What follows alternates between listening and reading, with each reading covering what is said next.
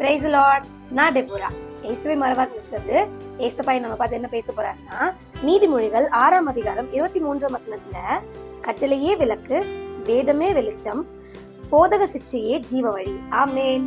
இந்த வசனத்தை ரொம்ப அழகா நம்ம ரிசீவ் பண்ணிக்கிறதுக்கு முன்னாடி எப்படி இருக்குன்னா, முதல்ல கத்தர் சாலமன் ராஜாக்கு தரிசனம் ஆகும்போது உனக்கு என்ன வேணும்னு கேட்டாரு. அப்ப அவர் சொன்னாரு, எனக்கு ஞானம் வேணும், விஸ்டம் வேணும்னு கேட்டாரு. இதை நம்ம கொஞ்சம் யோசிச்சு பார்க்கலாமே. நமக்கு ஆண்டவர் தரிசனம் ஆகும் போது தரிசனம் ஆகுறதே பெரிய விஷயம். அப்படி ஆனாருன்னா நம்ம என்ன கேட்போம், எனக்கு இப்படி இருக்கு, அப்படி இருக்கு, இதை பண்ணுங்க, அதை பண்ணுங்க, எனக்கு இதை தாங்க அப்படின்னு கேட்போம். ஆனா அவர் என்ன கேட்டாருன்னா, எனக்கு ஞானத்தை தாங்க, எல்லாரும் எப்படி வழி நடத்தணும், நான் எப்படி இருக்கணும்னு ஞானத்தை தாங்கன்னு கேட்டாரு. அந்த மாதிரி ஒரு பெரிய ஞானமே நமக்கு பைபிள் தான்.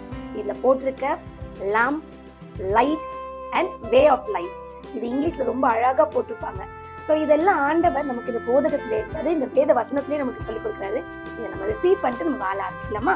நன்றி தகப்பனே, நேற்று என்றும் மாறாதவே அப்பா, இந்த வசனத்துல போட்டிருக்க மாதிரி வேதமே நாங்க அப்பா படித்து எங்க ஞானத்திலையும் எங்களை செல்ஃபா நாங்க எப்படி க்ரூம் பண்ணிக்கணும்ன்ற விஷயத்த நீங்க எங்களுக்கு சொல்லி தந்ததுக்காக ஸ்தோத்திரிக்கிறோம். இதை நாங்க கற்றுவதற்கு எங்களை ஒப்பு கொடுக்கிறோம். இயேசுவின் நாமத்தில் பிதாவே, ஆமென்.